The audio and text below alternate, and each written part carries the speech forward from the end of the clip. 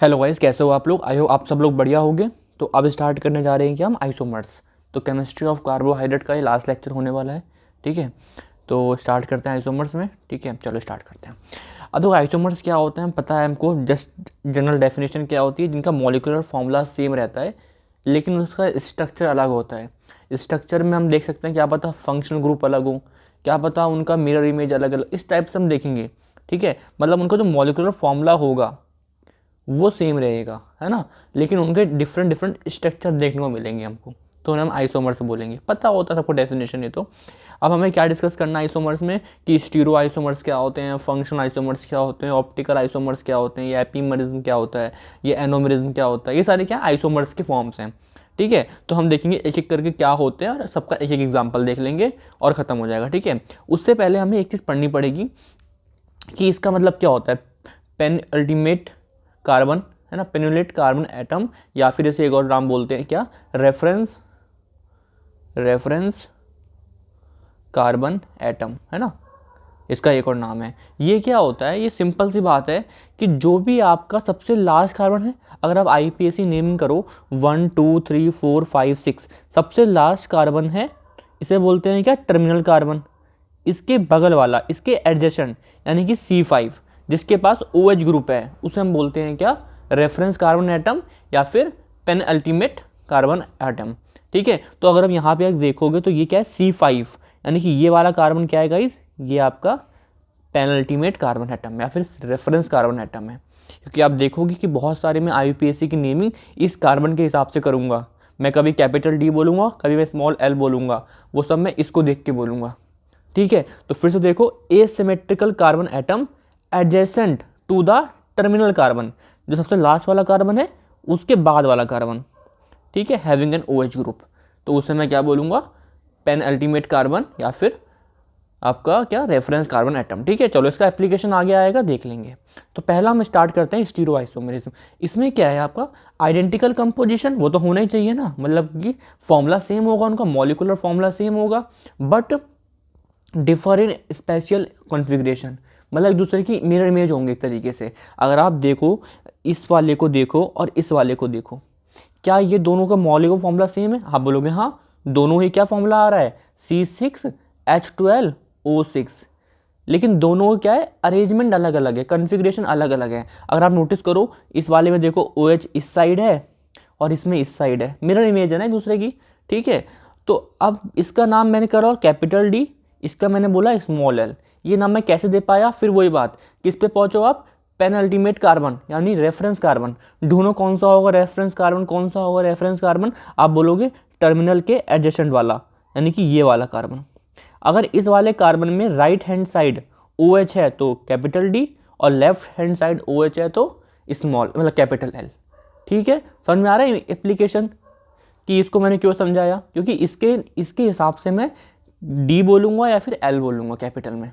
Small का मतलब अलग होता है, अभी देखेंगे थोड़ी देर में, बट समझ में हमको आ गया। ठीक है, तो इसका एग्जांपल ये हो गया। ठीक है, अब बात करते हैं फंक्शनल आइसोमेरिज्म। तो आसान सा ये यार कि सेम मॉलिक्यूलर फॉर्मूला होगा लेकिन उनमें फंक्शनल ग्रुप अलग होंगे।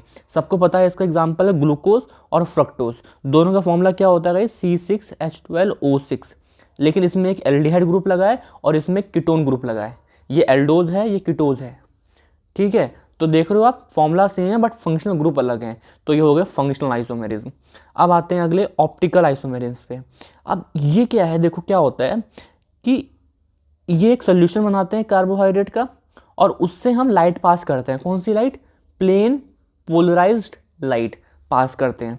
अगर वो लाइट राइट की तरफ डेविएट हो गई, वो लाइट जा रही है सोल्यूशन से पास हुई और राइट की तरफ डेविएट हो गई, तो बोलेंगे हम पॉजिटिव या फिर स्मॉल d या फिर डेक्सो रोटेटरी, है ना, डेक्सो रोटेटरी। अगर वो लाइट लेफ्ट की तरफ डिविएट हो गई तो क्या बोलोगे उसको, लीवो रोटेटरी। ये डिविएट क्यों हो रही है, सोल्यूशन से पास होने की वजह से। कौन सी लाइट, प्लेन पोलराइज लाइट। ठीक है, तो एग्जाम्पल देखो, अगर मैं एक चीज़ लिख रहा हूँ, अगर मैंने लिखा कैपिटल D, फिर लिखते हैं हम प्लस, फिर हम लिखते हैं ग्लूकोज, इसका मतलब क्या है आप समझो। कैपिटल D से क्या समझे आप, कौन सा वाला आइसोमेरिज्म, ये वाले की बात कर रहे हैं, यानी OH यहाँ पे पेनल्टीमेट कार्बन पे राइट साइड होगा। ठीक है, और पॉजिटिव से क्या समझे आप, कि जो लाइट होगी प्लेन पोलराइज लाइट वो राइट की तरफ मूव करी होगी। और ग्लूकोज, समझ में आ रहा है क्या? तो एग्जाम्पल ये हो गया, है ना। और जो डी फ्रक्टोज है वो लिवोरोटेटरी है।